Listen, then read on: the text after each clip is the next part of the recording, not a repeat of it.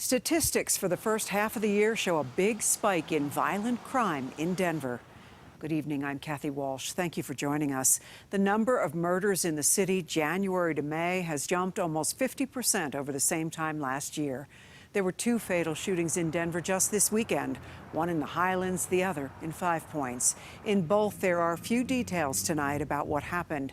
Sean Chitnis is live tonight in Five Points. And Sean, you spent the day in the neighborhood talking with people about this. Well, Kathy, certainly those who live nearby were shocked to hear about the details. Tonight, Denver police can't really tell us much about either shooting, but for those who live by this park and were close to one, they certainly were talking about it a day later as we learned one man lost his life. Neighbors and their friends came outside to enjoy a day in the park, some unaware there was a shooting nearby the day before. Others who live across the street had heard the news. We were very surprised that it happens.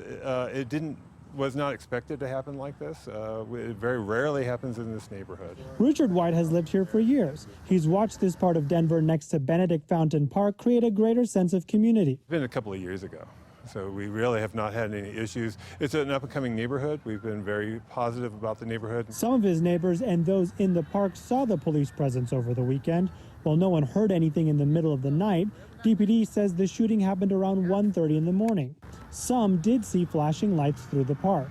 The issue is not that it's happening, it's just it'd be in an uptake. That's the problem. One of 2 shootings on the same day in Denver, as new data from the city shows an increase in violent crime since January. Murder up 47% from the same time period last year, aggravated assault increasing by about 25%. But in this neighborhood, they're focused on safety and hopeful what happened Saturday isn't part of those trends. We're working together as a community. We, as neighborhood involvement, just keeping the area clean and reporting any problems that we have. And in the case of this shooting, Denver police say they do not have any suspect information at this time, and they haven't made any arrests. Live tonight in Denver, Sean Chitnis, covering Colorado First.